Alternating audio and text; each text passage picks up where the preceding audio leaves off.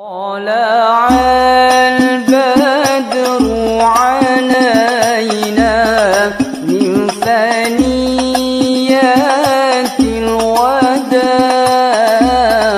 وجب الشكر علينا.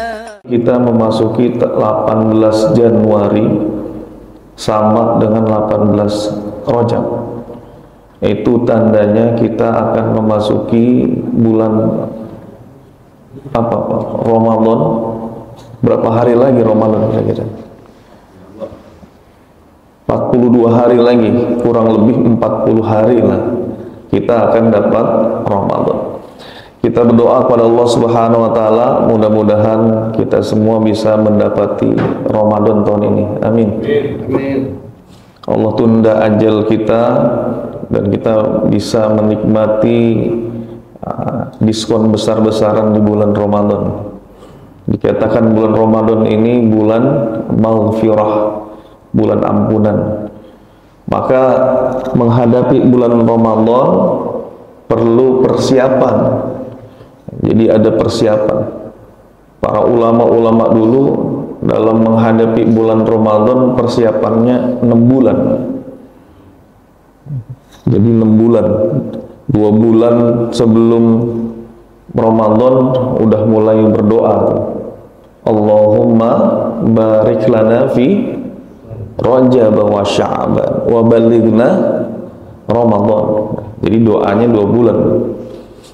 Rasulullah sebelum Ramadan persiapan banyak puasa di bulan Sya'ban.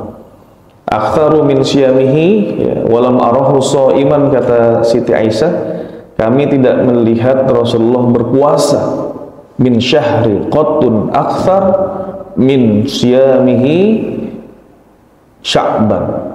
Jadi Siti Aisyah katakan, aku tidak melihat Rasulullah itu banyak berpuasa di bulan-bulan lainnya kecuali di bulan Sya'ban, selain bulan Ramadan masih bulan. Jadi ini persiapan Rasulullah. Gimana dengan para salafus saleh? Nah, jadi kalau salafus saleh itu 3 abad setelah dari masa kenabian ya. Kanu yad'una Allah sittata asyhur. Mereka 6 bulan sudah berdoa kepada Allah. An yuballighahum syahrul Ramadan, biar sampai ke dalam bulan Ramadan. Masalahnya kalau nggak ada persiapan, biasanya 3 hari 4 hari tumbang, seminggu udah sepi masjidnya karena memang persiapannya kurang. Kalau orang-orang yang sudah mempersiapkan di bulan Rajab, bulan Sya'ban udah siap-siap, insya Allah bulan Ramadan nyantai dia.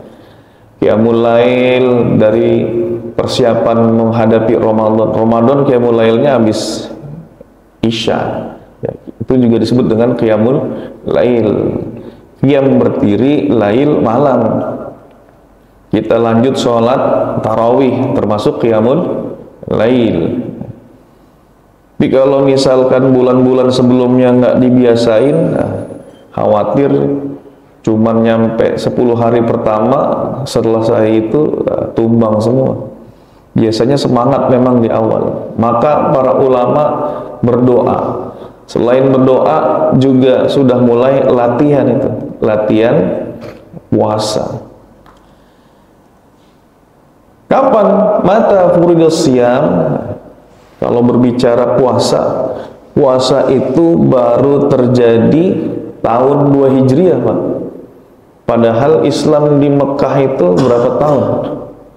Setelah Rasulullah diangkat menjadi Nabi umur 40. Dakwah Nabi di kota Mekah berapa tahun? 13 tahun. Itu tandanya baru 15 tahun kemudian setelah Islam itu disebarkan, baru ada puasa. Jadi lumayan lama itu. 15 tahun kemudian setelah Nabi diutus baru ada puasa. Puasa wajib, puasa Ramadan. Furidul asyam, siam puasa itu diwajibkan fil Madinah ba'dal hijrah, Jadi di kota Madinah setelah hijrah. Faqad kana al-ahdu al-maqi ahdu ta'sisil aqaidi. Jadi memang kalau di Mekah belum ada banyak syariat. Ini masa-masa iman kita dipupuk di kota Mekah. Tauhid, kemudian masalah keimanan, maka ayat-ayatnya ayat-ayat masalah iman semua tuh. Ngingetin neraka, idza zulzilatil ardu zilzalaha, mengingatkan tentang nggak boleh berbangga-bangga terhadap harta, alhaqumut takafur, berbangga-bangga terhadap anak, keturunan, nasab, alhaqumut takafur hatta zurtumul maqabir. Hanya ayatnya begitu semua rata-rata modelnya itu. Ini sampai mulai iman kuat, nanti turunlah syariat. Jadi memang Islam itu modelnya tadarruj. Ya, tadarruj itu berangsur-angsur. Jadi Siti Aisyah itu ditanya tuh, pernah ditanya. Ayat-ayat turun yang pertama kali itu kata Siti Aisyah, innama nazzala awwalu ma nazzala minhu surah minal mufassal. Jadi surat-surat yang pertama turun sama Rasulullah di kota Mekah itu surat-surat mufassal, surat-surat pendek. Makanya ciri-ciri surat Makkiyah. Makkiyah itu nisbah kepada kota Mekah. Jadi namanya nisbah. Kalau orang yang tinggal di Mekah namanya Al-Makki. Kalau di Madinah Al-Madani. Tinggal di Jakarta Jakartawi. Kalau dulu Batawi. Kita punya guru, punya syekh ya, di Mekah namanya Syekh Yasin Al-Fadani dari Padang itu. Kalau dari Minangkabau Syekh Khatib Al-Minangkabawi. Dari Banten Imam Nawawi Al-Bantani. Nah, ini nisbah. Artinya dinisbahkan kepada daerahnya. Imam An-Nawawi dari Nawal, jadi kalau ada orang namanya Imam Nawawi ya, itu udah ada nisbahnya itu ya, Muhammad bin Syarab ya, Imam An-Nawawi. Jadi awal-awal turun itu suratnya pendek-pendek, fiha dzikrul jannati wan nar. Jadi ayatnya mengenai surga, neraka. Hatta idza thaban nasu ilal Islam nazala al halal wal haram. Barulah ketika mulai sahabat itu menerima Islam, mereka diturunkan syariat. Jadi pelan-pelan sampai imannya kuat dulu. Digambarkan kata Siti Aisyah, walau nuzila awwala syai'in la tashrabul khamar. Kalau seandainya ketika di kota Mekah ya, awal-awal Islam turunnya ayat la tashrabul khamr, jangan engkau minum khamr, apa kata Siti Aisyah? Laqalu la nad'ul khamra abadan. Kita nggak bakal ninggalin khamr selama-lamanya. Ya, baru turun Islam udah melarang-larang. Nah, ini makanya nggak turun dulu tuh ayat-ayat syariat di Mekah. Walau nazala la taznu. Kalau turun ayat pertama-tama, janganlah engkau berzina. Apa kata orang Islam di Mekah? La nad'u az-zina abad. Kita nggak mau ninggalin zina selama-lamanya. Makanya turunnya ayat-ayat mengenai keimanan. Ayat-ayat berita, kabar gembira dan peringatan di akhirat. Kita lihat ya. Khamr dalam Islam itu awalnya masih diperbolehkan. Di surah An-Nahl ayat 67, wa minats tsamaratin nakhili wal a'nab, dan dari buah kurma dan anggur, tattakhiduna minhu sakara. Jadi kalian menjadikan khamr itu menjadi anggur menjadi sakar. Sakaro itu minuman memabukkan. Sakaro. Yang mabok namanya sakir. Beda sama syakir. Syakir bersyukur. Sakir nggak pakai shin besar jadinya mabok. Ada yang namanya Pak Sakir. Ya, mudah-mudahan jangan manggil Pak Sakir, pantesan mabok mulu namanya. Harusnya dipanggil Pak Syakir, shin besar. Nahmaluhu wa naskuru. Kami memuji Allah dan kami mabok. Hati-hati kalau jadi MC, sin kecil, shin besar diperhatikan. Karena yang namanya naskuru, kami mabok. Bersyukur, nashkuru. Innal hamdalillah nahmaduhu wa nashkuruhu. Sesungguhnya segala puji bagi Allah Subhanahu wa ta'ala. Innal hamdalillah nahmaduhu wa nashkuruhu. Kami memujinya dan kami memabok. Kami mabok. Nah, ini hati-hati. Wa na'udzu billahi min syururi sururi. Min syururi. Syurur itu artinya keburukan, dan kami bermohon kepada Allah dari keburukan jiwa kami. Min syururi anfusina. Kalau surur, kebahagiaan. Kalau Bapak bilang na'udzubillahi min sururi, kami berlindung kepada Allah dari kebahagiaan kami, pantes susah mulu, nggak seneng-seneng, karena minta doanya jauhkan dari kebahagiaan. Na'udzubillahi min sururi. Maka awal-awal khamr itu masih tidak ada larangan haram. Minum ya jalan sahabat, sholat ya jalan. Maka setelah itu turun ayat kedua, yas'alunaka 'anil khamri wal maisir. Umar minta fatwa sama Rasulullah. Mereka bertanya kepada engkau Muhammad tentang khamr dan maisir. Maisir itu judi. Nah, ini judi-judi yang kadang-kadang nggak kelihatan di mall-mall itu. Ada apa? Boneka capit. Nah, ini judi, anak-anak hati-hati juga itu. Nah, itu termasuk judi. Ada lagi yang kotak, apa tuh kotak? Bayar 100.000, pilih kotaknya apa aja. Nggak jelas kotaknya itu. Maka disebut dengan qimar atau maisir. Nah, ini juga ada goror. Nah, nggak ketidakjelasan apa yang didapat dari uang 100.000, ambil kotak, pencet apa gitu, keluar kotaknya. Ini juga maisir. Time zone, nah itu banyak itu maisirnya itu. Main basket, keluar apa namanya, tiket, kumpulin, tuker sama, kalau nggak masuk kan nggak dapet. Nah, ini juga judi-judi kecil. Sebenarnya kita juga kadang-kadang nggak sadar main kelereng. Iya kan, taruhan itu kelereng, sentil, kena ujungnya, nah, kita ambil dapat. Ini walaupun kecil ya. Maka kata Allah, wa ithmuha akbaru min naf'ihima, yang namanya khamr sama judi.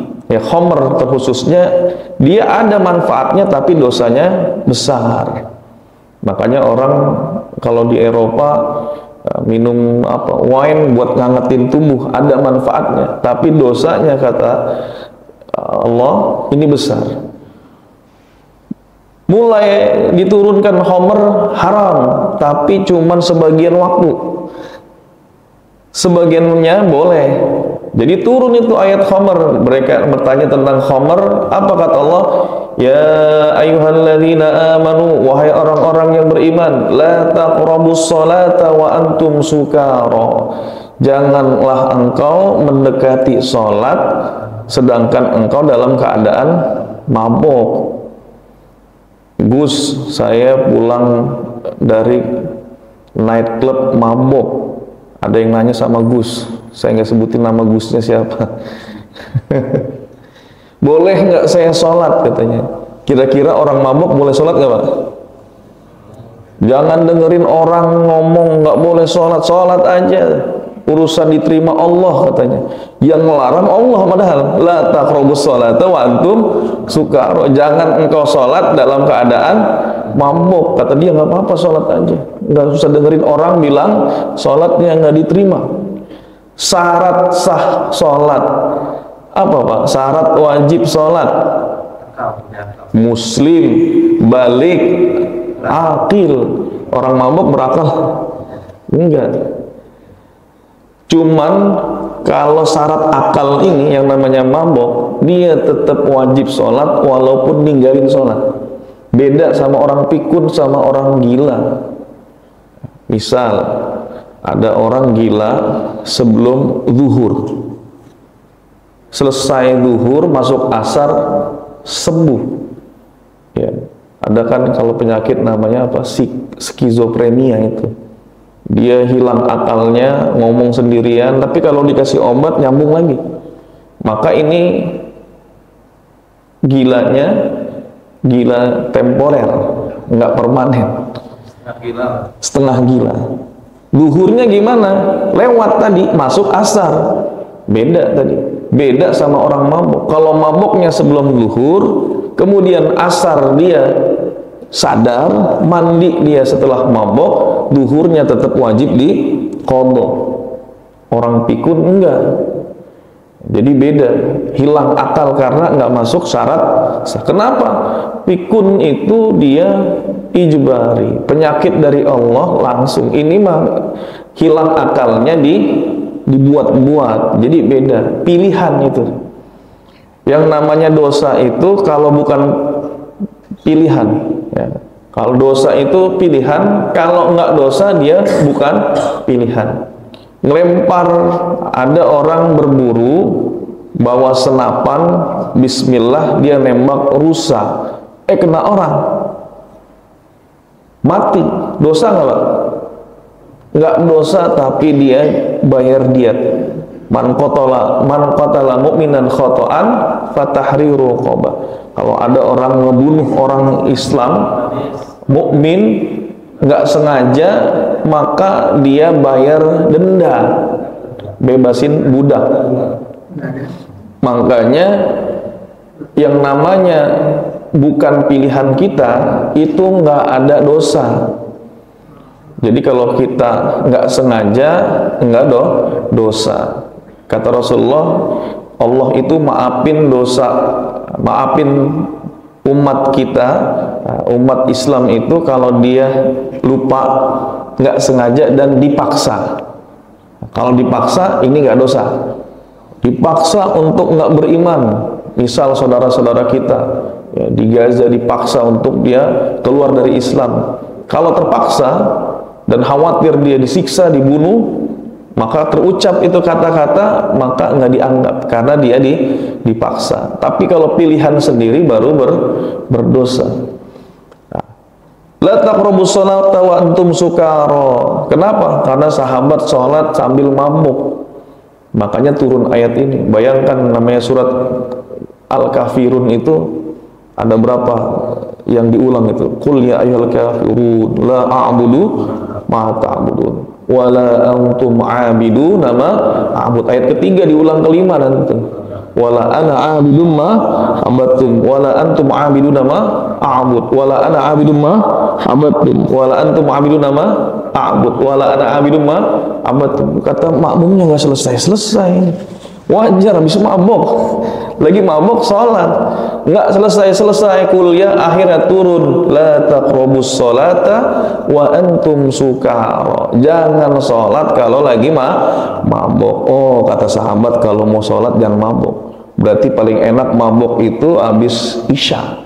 Waktunya lama itu. Ya kan? Ketemu subuh itu masih lama. Jadi belum full haramnya, masih cuman ketika mau sholat. Itu Islam turunnya pelan-pelan. Allah yang ngajarin itu. Makanya dakwahnya Nabi itu dia berangsur-angsur. Yang namanya bapak umroh, Hijr Ismail bisa masuk nggak? Sholat di situ bisa nggak Hijr Ismail? Sholat setelah tawaf boleh. Itu bagian dari Ka'bah. Aslinya itu Ka'bah zaman Nabi Ibrahim, Hijr Ismail. Tapi Nabi nggak mau bangun lagi. Kenapa? Khawatir katanya. Kalau saya nggak khawatir sama umatmu ketika itu menjelaskan kepada Siti Aisyah, saya bangun lagi itu yang namanya Ka'bah seperti Ibrahim membuat Ka'bah. Cuman umat kita baru masuk Islam, khawatir ribut. Ini kenapa dibikin lagi begini? Udah biarin. Nanti masanya ya Abdullah bin Zubair. Abdullah bin Zubair jadi khalifah.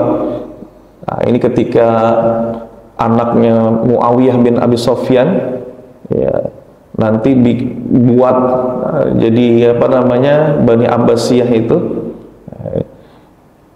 ribut dengan Abdullah bin Zubair. Sempat Abdullah bin Zubair itu buat Ka'bah seperti sebagaimana Nabi Ibrahim, dibuat menjadi Hijr Ismail, dibikin lagi itu hancur, kena manzanik. Manzanik itu apa tuh? Yang ketapel tapi yang batu gede, itu manzanik. Sempat hancur itu Ka'bah. Nanti ya ini sama Yazid bin Muawiyah. Diminta fatwa zaman itu Imam Malik coba bikinkan fatwa Ka'bah dibikin lagi aja kayak dulu. Kata Imam Malik, saya nggak berani. Kalau saya bikin, bukan saya aja ulamanya, ada ulama-ulama lain yang mungkin ikhtilaf sama saya. Jadi dia tetap buat namanya Mekah ya apa Ka'bah itu seperti zaman Rasulullah aja. Udah, kalau nggak ini Ka'bah nggak ada kemuliaannya begini. Ntar ada zaman setelah saya bikin fatwa baru gimana? Bikin lagi seperti zamannya Ibrahim, dibuat lagi. Kembaliin lagi seperti zaman Rasulullah, dihancurin lagi ya. Ka'bah nggak ada kemuliaannya. Maka dengan keputusan bijaknya Imam Malik nggak dibuat lagi Ka'bah seperti zaman Nabi Ibrahim, udah dibiarkan seperti itu. Akhirnya kita bisa punya kesempatan ya Pak ya, bisa sholat di Hijr Ismail. Kata Rasulullah, kalau engkau mau sholat di dalam Ka'bah, sholatlah di dalam Hijr Ismail. Cuman masalahnya, waduh, harus sikut-sikutan itu, susah. Ya, mau sujud susah, orang sempit begitu. Ya. Jadi kalau misal ibu-ibu yang nggak kuat, janganlah. Yang masih muda, silakan. Kalau bapak-bapak udah tua, ada yang kemarin meninggal mati keinjak-injak lagi tawaf, ada beritanya Pak ya. Jadi dia jatuh keinjak-injak, wah harusnya didampingin. Kalau udah sekarang ada yang modelnya skuter, ada sekarang mobil golf, satu orang 50 real, naik di atas. Nah itu rombongan, supirnya orang Arab. Kalau yang namanya skuter 120 real satu orang, kalau yang mobil model golf ada sekitar 6, nanti dia supirnya satu, itu 50 real. Kalau ada yang udah mulai tua, sepuh, nggak bisa tawaf, bawa ke atas. Jadi lebih, dia bisa jaga tenaga, stamina. Karena memang kalau musim panas berat. Ada satu jamaah dari Aceh, kita bawa dorong lagi itu pakai kursi roda, Pak. Musim panas, hampir 50. Itu kalau yang namanya apa? Lantainya Masjidil Haram, ini kan dari Yunani itu. Bukan di bawahnya ada AC-nya, bukan. Itu per meternya aja sekian juta, 5 juta atau berapa, 1 meternya. Makanya dingin, nggak panas. Keluar dikit aja kaki melepuh kalau sendal hilang itu. Jadi ada jamaah dari Aceh itu pas tawaf ifadah rukun haji hari dia dapat itu sama saya berdua sama teman saya, kita bantu dorong. Panas akhirnya nggak kuat, minum itu makruh, tapi kalau udah mau semaput maka boleh. Akhirnya kita minta minum sama orang Arab lagi tawaf itu, tapi di atas khusus yang dorong itu. Pak boleh minta minum nih, buat ibu ini juga, buat saya juga. Saya udah remeng-remeng itu bawa ibu-ibu. Alhamdulillah sampai sa'i selesai, kita doa bareng. Besok kita main lagi ke hotel ibu ini, 2 orang kan yang kita bantu dari Aceh itu. Mas dipanggil, Yang kemarin bantuin ibu ini ya? Oh iya benar Bu, ibunya meninggal. Jadi pas selesai acara seluruh rangkaian ritual haji, tawaf ifadah selesai, ternyata meninggal dunia. Alhamdulillah katanya. Udah selesai semua dia. Jadi Masya Allah itu benar-benar namanya haji ya, dia ibadahnya ibadah fisik dan harta, ibadah fisik. Maka ini la taqrabus sholata wa antum suqara, janganlah kamu mendekati salat kamu dalam keadaan mabok, sukaro. Jangan sampai punya orang punya nama sukar, mabok. Masuk dalam bahasa Indonesia sukar apa? Sulit. Ya, sukar.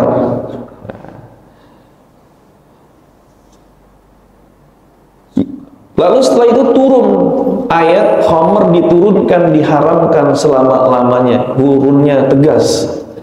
Apa kata Allah? Ya ayyuhalladzina amanu, wahai orang-orang yang beriman, innamal khamru wal maisir, sesungguhnya khamr kemudian maisir, judi, wal ansab, berkorban untuk berhala, wal azlam, ngundi nasib.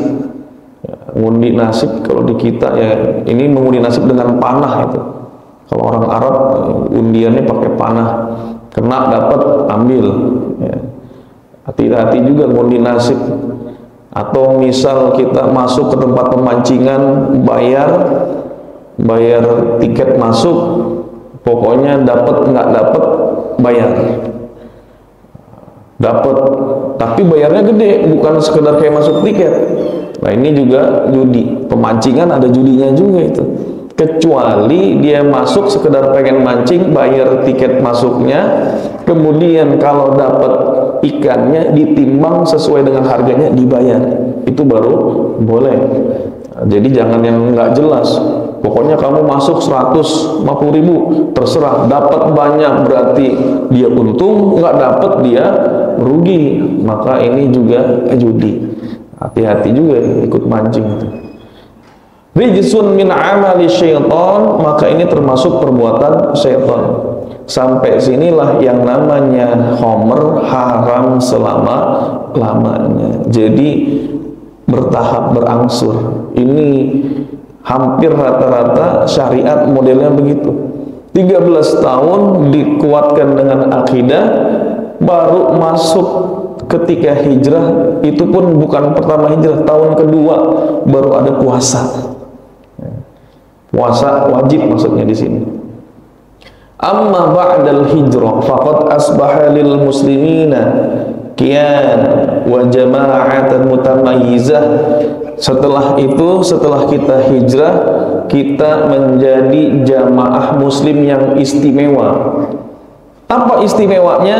Perhatikan di dalam Al-Quran, tunada bi, mereka orang-orang muslim yang sudah hijrah ke Madinah dipanggil oleh Allah, ya ayyuhalladzina amanu, wahai orang-orang yang beriman.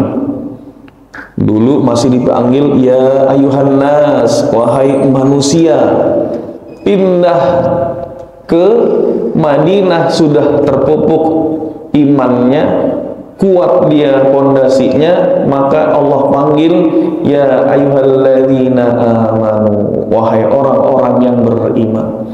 Kutiba alaikumusiyam ya ayyuhalladzina amanu, kutiba alaikum idza hadara ahadakumul maut ya ayyuhalladzina amanu la taqrabus shalah ya ayyuhalladzina amanu fasyu'ri'at 'inda idzil faraid, maka setelah itu diturunkannya fardu, artinya kewajiban-kewajiban, banyak wajibnya. Ya. Pusing enggak? Udah enggak. As-sariqu was-sariqatu faqtu aydiyahuma, maling potong tangannya. Kalau itu turun di kota Mekah, bayangkan kayaknya nggak ada yang mau masuk Islam itu. Banyak. Qisas al-ainu bil aini, mata dengan mata. Waduh, repot ya Islam. Ya. Kalau mata dengan mata, as-sinnu bis sinni, gigi dengan gigi. Al-udhunu bil udhuni, kuping dengan kuping. Keluka sedikit, ketonjok, bocor sedikit, bocorin lagi, sama itu. Gigi hilang satu, ganti gigi hilang satu. Kalau begini modelnya turun di kota Mekah, ini Islamnya nggak ada peminatnya.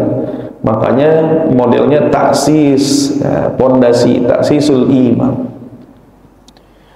Kemudian wahada al-hudud, setelah itu baru ada hukum-hukum hudud ya tadi, ada hukum kisos, hukum rajam. Kalau berzina masih perawan di jilid, apa itu dijilid itu apa? Dirajam. Mi'ata jaldah 100 cambukan. Mabok, kalau mabok berapa? 80 cambukan. Ini kias analoginya Sayyidina Ali sama dengan orang qadzab. Orang qadzab, orang nuduh orang berzina, nggak punya bukti, nggak melihat, nggak datengin saksi 4 orang, laki-laki itu 4 orang laki-laki. Kalau perempuan berarti berapa Pak? 8. Jadi kalau dia ngaduin orang berzina harus punya bukti, buktinya ngelihat langsung kemaluan si laki-laki masuk ke kemaluan perempuan.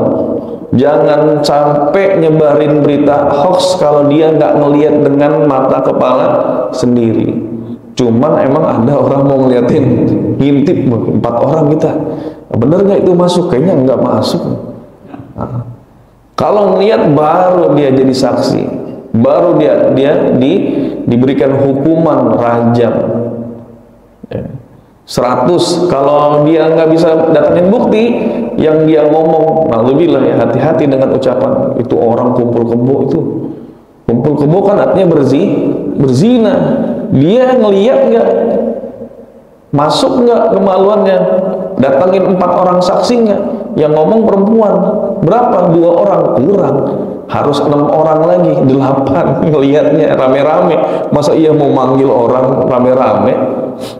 Maka jatuhnya qadzab, ya, menuduh orang berzina, apalagi wanita baik-baik yang dituduh.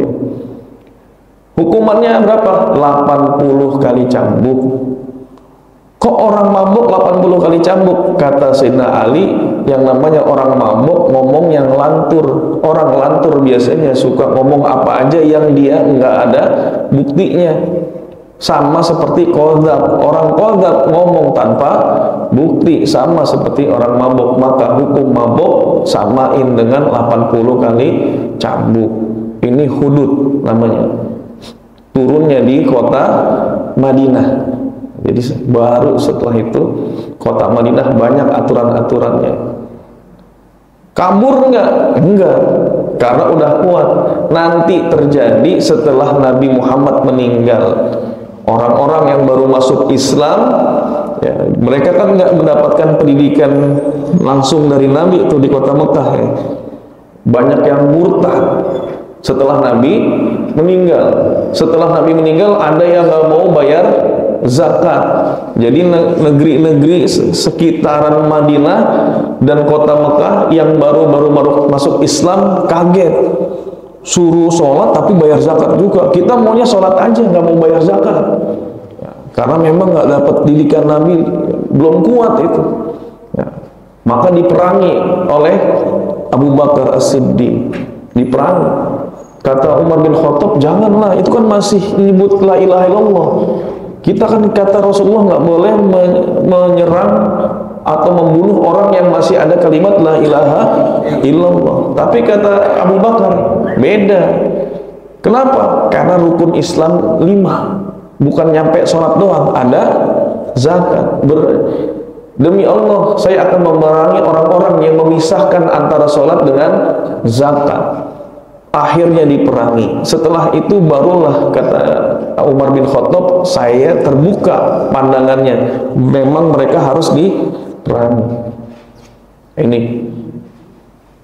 karena tadi kalau teman-teman di kota Madinah, mereka yang hijrah dari Mekah imannya kuat. Jadi dalam Islam perlu metode namanya apa? Tadarruj, pelan-pelan ngasih dakwah. Itu pakai jilbab nggak bener, itu jilbabnya dipakai, bajunya maksi pakai baju daster. Keluar beli sayur pakai mah jilbab tapi pahanya betisnya kelihatan. Ya, jangan langsung dicap begitu. Ya, harus punya suaminya juga ada pendekatan. Kasih tahu pelan-pelan, mah kalau keluar beli sayur jangan pakai daster. Akhirnya bajunya tertutup, masih ketat, nggak apa-apa, pelan-pelan. Karena ini model dakwah Rasulullah itu dengan cara Allah menurunkan surat berangsur-angsur tadi. Dia nanti mulai dia pakai jilbab tertutup, walaupun jilbabnya pendek, cuma nutupin sampai sini, dadanya kelihatan, bajunya masih ketat. Sampai dia nanti nutup secara syar'i. Karena apa? Karena imannya sendiri, bukan karena dipaksa. Nanti akhirnya kalau begitu cuman ada suami doang pakai baju sesuai syariat, nggak ada suaminya kemana-mana. Nah ini. Walam yusra' fi Makkah, dan syariat tidak diturunkan di kota Makkah. Masuk setelah itu syariat puasa. Syariat puasa itu juga berangsur-angsur, Pak, sama.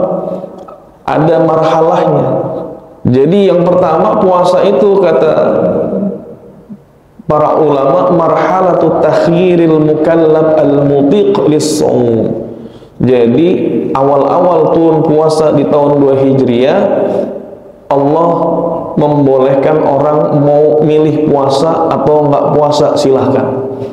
Kalau enggak puasa itu iftar, ngasih makan, ma'al fidyah, ngasih makan orang, anak atau orang-orang nggak punya, ya. Berapa? 1 mud 625 gram, ya. Wa 'alal ladzina yutiqunahu fidyatun ta'amu miskin. Siapa yang nggak mampu, anak muda nggak mau puasa, ngerasanya nggak, nanti haus, nanti capek, kan kita kerja. Itu masih boleh tuh, pilih, udah nggak usah puasa, bayar apa? Fidyah, ngasih makanan pokok. Apa makanan pokoknya? Gandum. Di Madinah makanan pokoknya kurma. Kurma itu apa? Makanan pokok, Pak. Jadi kalau orang Madinah ditanya, udah makan belum? Habis makan apa? Kurma 7 buah. Dia bilangnya apa? Udah makan. Bapak kalau habis makan kurma 7 buah ditanya sama temennya, udah makan belum? Belum makan nasi masalahnya. Beda. Belum makan nasi itu belum makan. Habis makan bakso, udah makan siang belum? Belum. Baru makan bakso doang katanya. Padahal ada mie-nya. Maka iftar, ngasih makan fidyah kepada orang miskin. Wahia it'amu miskin. Itu masih pilihan tuh. Setelah itu marhalatul ilzam wa tahtim, turun keharusan wajib puasa. Ayatnya apa? Faman syahida minkumus syahra falyasum. Ada falyasumhu, dibacanya falyasum. Jangan haknya jangan hilang tuh, falyasum. Apalagi kalau baca idza jaa nasrullahi wal fath, haknya hilang. Idza jaa nasrullahi wal fath, harus ada haknya, fath. Wastaghfir, ada haknya, wastaghfir. Jangan wastaghfir aja, ada haknya. Falyasum, hendaklah dia berpuasa. Maka ketika itu puasa jadi wajib, tapi wajibnya berat. Beratnya gimana? Yang namanya puasa ketika itu wajibnya dikatakan mulai dari kita puasa, tidur malam atau selesai sholat Isya. Barang siapa yang melaksanakan sholat Isya, maka sudah wajib bagi dia puasa sampai maghrib.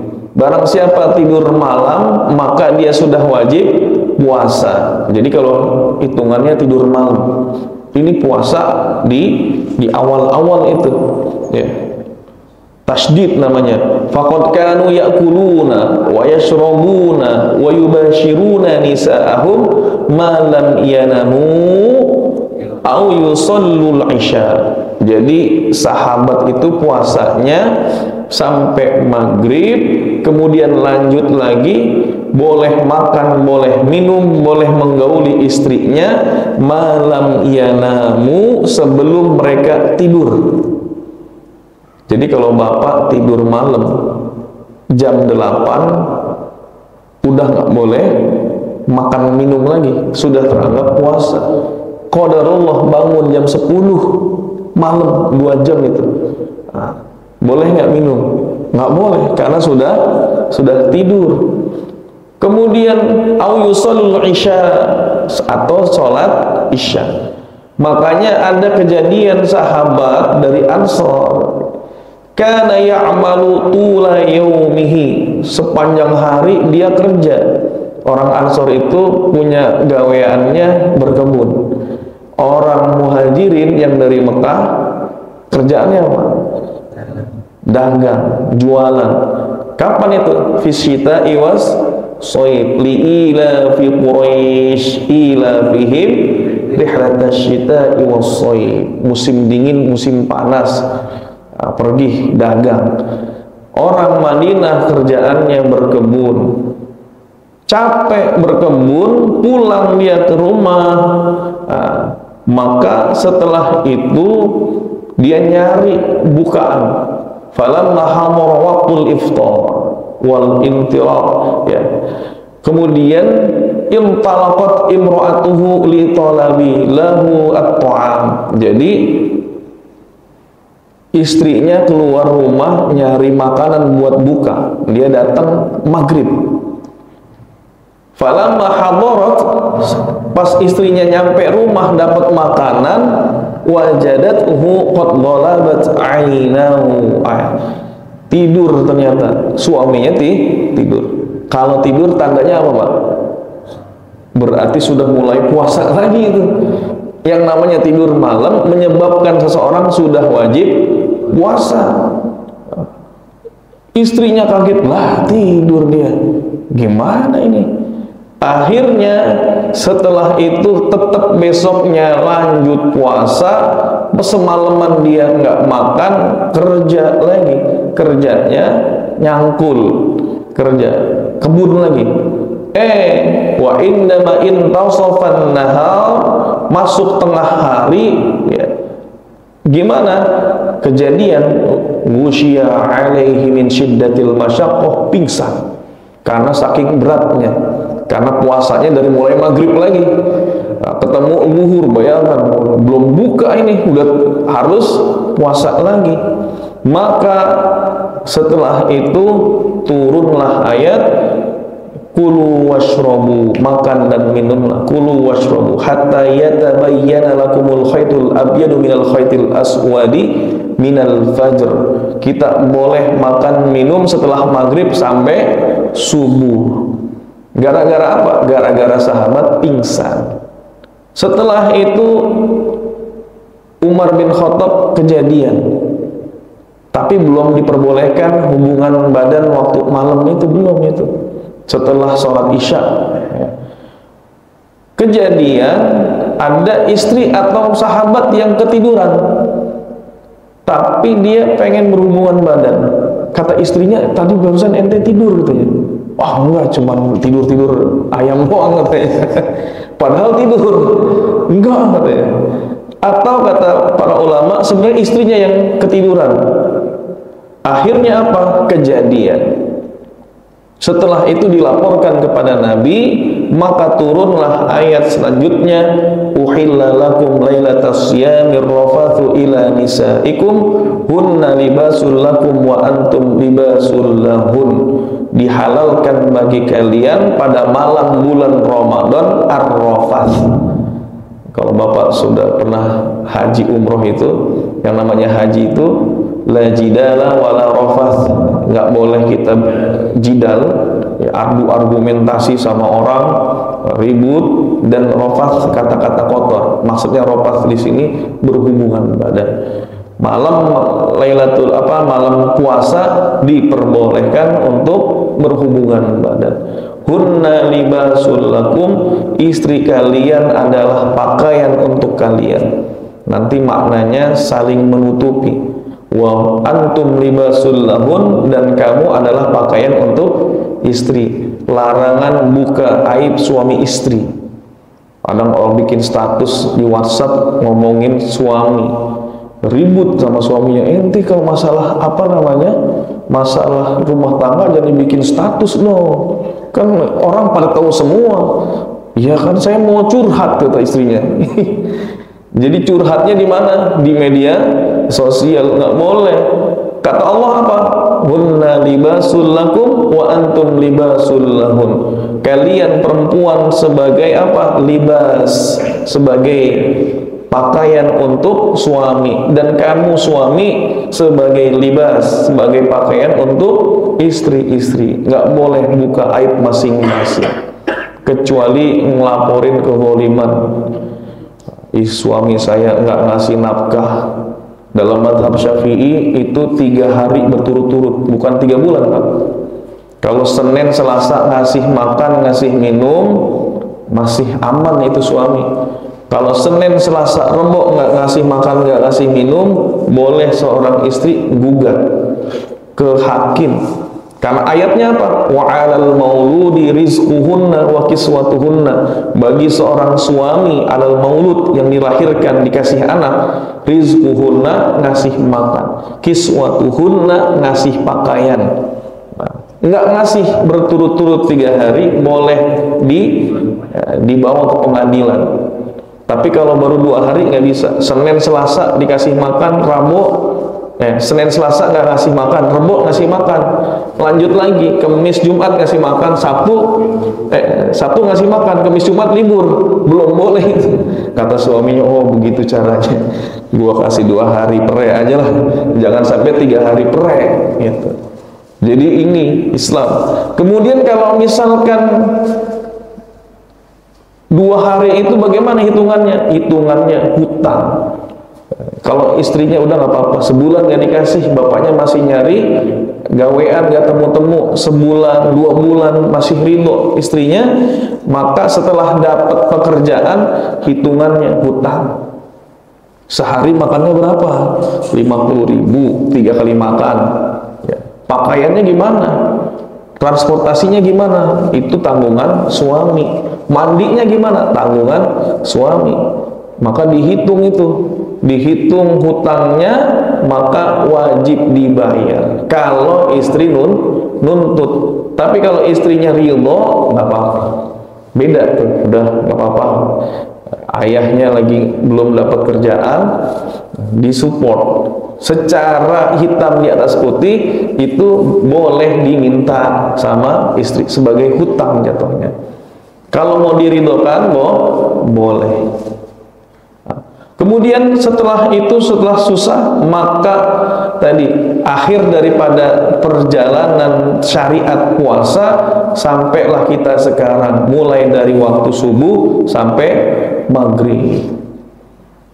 Udah enak itu, kecuali kayak di Eropa, ngerasain tuh ihsan, puasa jam berapa kalau musim panas tuh? Ada jam 3. Jam 3 Pak, buka jam berapa? Jam 9. Saya awal kali datang puasa jam 3, buka jam 9 di Jerman itu. Udah gitu kajian fikih sebelum maghrib setengah 9. Bapak bisa bayangkan, ini namanya tenggorokan udah kering, kita ngasih materi ngeblank Pak. Karena ini awal kali puasa panjang. Kita makan setengah 3, jam 3 udah subuh. Makanya di sana turun fatwa menggabungkan sholat maghrib dengan isya. Masih ada nggak gitu? Maghrib sama isya digabung. Muftinya mengeluarkan fatwa. Jadi nanti jam 9 gabung sama isya, biar mereka yang kerja bisa tidur. Nah, bangun kan dia jam 3, lumayan. Ya, sebelum jam 3, malah setengah 3 udah makan duluan. Fafariha bihal muslimuna farhan syadidan, maka orang-orang muslim semuanya bergembira atas keputusan Allah, diperbolehkan makan sampai subuh, diperbolehkan hubungan badan ketika malam. Ini syariat Islam. Jadi turunnya berangsur-angsur. Wallahu a'lam. Kita belum masuk ke dalam pembahasan bab siang, masih di muqaddimah. Ini saja mungkin yang dapat kami sampaikan. Kurang lebihnya mohon maaf atas segala kekurangan dan khilafan. Bagi para jamaah yang ingin bertanya dipersilahkan. Jika tidak ada, kita cukupkan. Udah masuk isyraq belum, Pak? Udah ya? Isyraq. Barakallahu fiikum. Wallahu muwaffiq ila aqwamit thoriq. Kalau tidak ada kita tutup. Alhamdulillah, ibu-ibu, bapak-bapak, jamaah yang dirahmati Allah Subhanahu wa taala, dalam rangka menyambut bulan Ramadan sekitar 40 hari lagi, 1 bulan lebih 10 hari kita mempersiapkan diri, persiapan ilmu. Dikatakan dalam Al-Quran, kalau seandainya orang itu benar-benar mau berjihad di jalan Allah, maka pasti mereka mempersiapkan diri. Ya, pasti mereka mempersiapkan diri. Walau aradul khuruj, orang-orang munafik itu kalau benar-benar mau ikut perang, kata Allah, serius mau ikut perang di jalan Allah, la'addu lahu uddah, pasti mereka siap-siap. Walakin karihallahum bi'athahum, tapi Allah nggak suka kehadiran mereka, akhirnya Allah bikin malas hatinya. Jangan sampai Allah bikin malas kita masuk bulan Ramadan nggak ada persiapan, akhirnya Ramadannya nggak full ibadahnya karena lemahnya kekuatan kita dalam mempersiapkan bulan Ramadan. Salah satu persiapan memasuki bulan Ramadan, persiapan ilmu. Maka penting bagi kita untuk mempelajari fikih siam sebelum masuk ke dalam bulan Ramadan. Ini saja mungkin yang dapat kami sampaikan. Kurang lebihnya mohon maaf atas segala kekurangan dan khilafan. Mari sama-sama kita akhiri ngaji kita dengan sama-sama mohon ampun kepada Allah, dengan kita beristighfar. Astaghfirullahaladzim, astaghfirullahaladzim. Alhamdulillahirabbil alamin, hamdan syakirin, hamdan yuwafi ni'amahu wa yukafi mazidah. Ya Rabbana lakal hamdu kama yanbaghi li jalali wajhikal karim wa 'azimi sultanik. Allahumma shalli ala sayyidina Muhammadin fil awwalin wal akhirin wa barik wa sallim radallahu ta'ala an kulli sahabati rasulillahi ajma'in. Allahumma ighfir lana dhunubana wa dhunuba walidayna warhamhuma kama rabbayana shighara. Allahumma inna nas'aluka al-huda wat-tuqa wal-'afafa wal-ghina. Allahumma barik lana fi Rajab wa Sya'ban wa ballighna Ramadan. Allahumma barik lana fi Rajab wa Sya'ban wa ballighna Ramadan. Allahumma barik lana fi Rajab wa Sya'ban wa ballighna Ramadan. Allahumma anfa'na bima 'allamtana wa 'allimna ma yanfa'una warzuqna 'uluman tanfa'una fid dini wad dunya wal akhirah. Allahumma inna na'udzubika min 'ilmin la yanfa'u, min qalbin la yakhsha, wa min nafsin la tashba', wa min du'a'in la yustajabu lah. Rabbana atina fid dunya hasanah wa fil akhirati hasanah wa qina adzaban nar. Walhamdulillahirabbil alamin. Assalamualaikum warahmatullahi wabarakatuh.